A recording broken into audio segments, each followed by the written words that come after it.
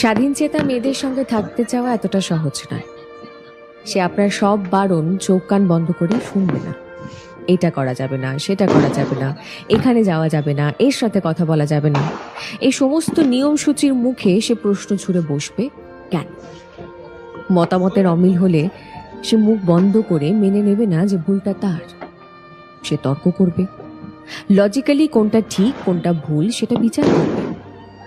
সে কারোর কাছে হাত পেতে নিজের শখ পূরণ করতে চাইবে না, বরং নিজের উপার্জনের টাকায় কাঁধে কাঁধ মিলিয়ে রেস্টুরেন্ট, শপিং মল কিংবা সিনেমার বিলটা মেটাতে চাইবে।